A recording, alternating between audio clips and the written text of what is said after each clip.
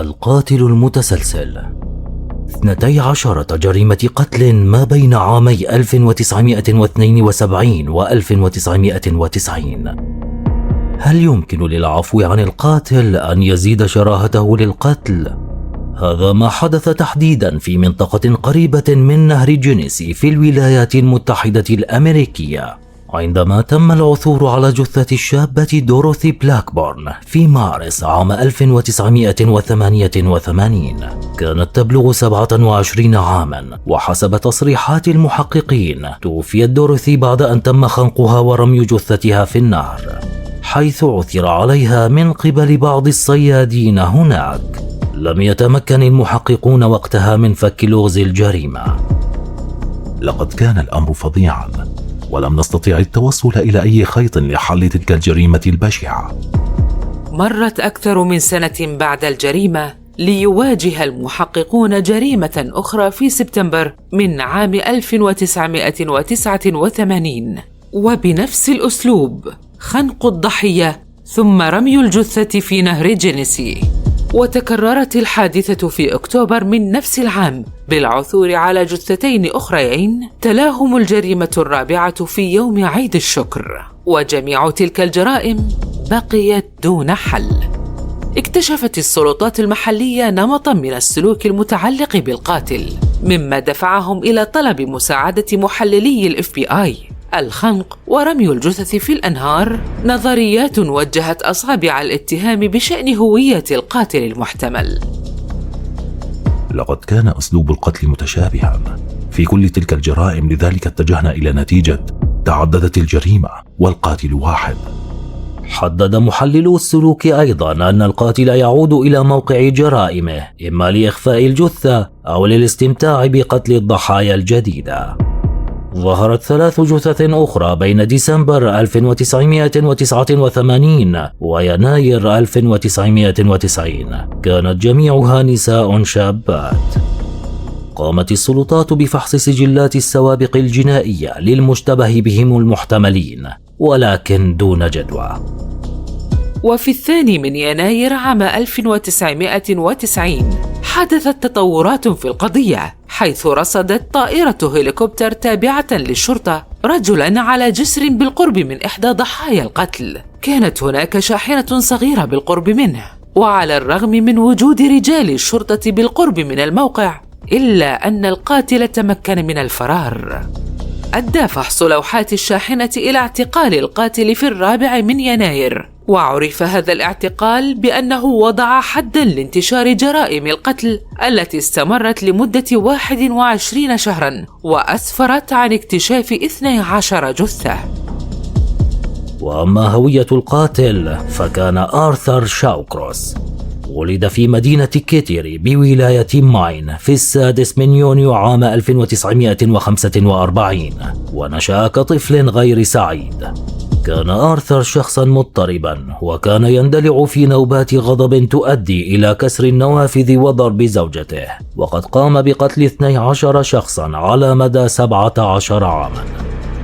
عرف القاتل باسم وحش الأنهار وقاتل نهر جينيسي، ولم يكن رجلا عاديا، حيث كان يزن 136 كيلوغراما وطوله 6 أقدام، وكان قادرا على التغلب على الناس بقوته، وهو ما يلخص تقريبا أساليبه في القتل. لقد كان آرثر ضخم الجثة وقوي البنية، ولم يكن لضحية أن تفلت من هذا القاتل العنيف. وأما بداية القصة فقد بدأت في عام 68، حيث أدين آرثر شاوكروس وقتها بتهمة الحرق العمد، وقضى 2 من حكم السجن البالغ 5 سنوات، ثم تفاقمت نزعاته العنيفة وأصبح قاتلا بلا رحمة. في 7 أبريل عام 1972 قام بأخذ صبي يبلغ من العمر 10 سنوات اسمه جاك بليك للصيد، وهو جار آرثر في ذلك الحين. لم يسمع أي خبر عن جاك بعد ذلك، وبعد 3 أسابيع فقط تزوج شاوكروس زوجته الثالثة التي كانت حاملا بطفله. لم تجد السلطات جثة الطفل جاك إلا بعد 5 أشهر، والتحليل أظهر أن الصبي تعرض لاعتداء وحشي قبل وفاته. وتقريبا في نفس الوقت قام قاتل نهر جينيسي بقتل كارين آنهيل، والتي تبلغ من العمر 8 أعوام. تم القبض على القاتل بعدما رأى شهود من الجيران القاتل مع الفتاة بالقرب من جسر قبل وفاتها. حكم على آرثر شاوكروس بالسجن لمدة 25 عاماً، ولكنه قضى أقل من 15 عاماً، وذلك بعد إطلاق سراحه بشكل مشروط في إبريل من عام 1987. ولكن لم يستطع شاوكروس ببساطة التوقف عن نزعاته القاتلة، حيث عاد للقتل بعد إطلاقه بعام عندما بدأ بالضحية دوروثي بلاكبورن، والتي بدأنا قصتنا منها. تم ختم سجلات شاوكروس بعد إطلاق سراحه، وهذا ما أدى إلى عدم ظهور اسمه من بين المشتبهين المحتملين. وكانت تلك الحادثة لآرثر بمثابة باب أخرجه من دائرة الاتهام، وأدى إلى المزيد من الضحايا قبل اعتقاله. في الواقع لقد أخطأنا مرتين، في الأولى عندما تم إطلاق سراح آرثر قبل إتمام فترة حكمه، والثانية عندما ختم ملفه بعد إطلاق سراحه، لذلك لم يكن من بين المشتبه بهم، وهذا ما أدى إلى تلك الكارثة. وافق القاتل المتسلسل على التعاون مع الشرطة، اعترف بارتكاب 11 جريمة قتل، ولم يتهم رسميا بالجريمة 12، وبلغ اعترافه خلال محاكمته 80 صفحة. حاول محامو دفاع شاوكروس إثبات أنه مجنون، ولكن المحكمة لم توافق. حكم القاضي بسجن القاتل لمدة 250 عاماً. هذه المرة لن يخرج شاوكروس من السجن. من بين عدة محققين بارزين الذين أجروا مقابلات بعد دخول شاوكروس السجن، لفتت انتباههم جريمة قتل معينة. قام القاتل المتسلسل بخنق جون ستوت، والتي كانت في عمر 26 سنة عند وفاتها، قبل أن يقوم شاوكروس بفتح جسدها من الحلق إلى البطن، وكأنه يتعامل مع حيوان بري. قال شاوكروس إن هذه الجريمة كانت نتيجة للغضب، لأن ستوت كانت تعتزم الذهاب إلى الشرطة والإفصاح عنه. يقول شاوكروس إنه كسر عنقها قبل أن يفتح جسدها. يروي القاتل المتسلسل جريمة قتل ستوت كما لو كان يستعرض تعليمات لشيء عادي. لا يوجد أي ندم ولا عاطفة ولا شعور خلف صوت شاوكروس. توفي آرثر شاوكروس في السجن في عام 2008 عن عمر ناهز 63 عاما.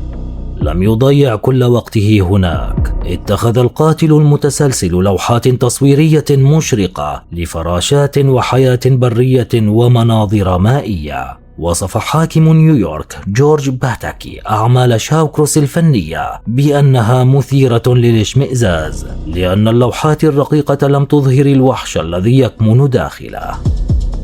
في الأخير، تهاون السلطات في تنفيذ عقوبة قصوى عليه لدى القبض عليه في المرة الأولى أدى إلى موجة عبثية من القتل التي كان من الممكن تفاديها.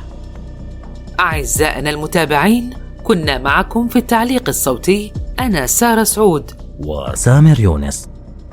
إن أعجبكم المحتوى نرجو الاشتراك وتفعيل زر الجرس ودعم القناة. دمتم في أمان الله.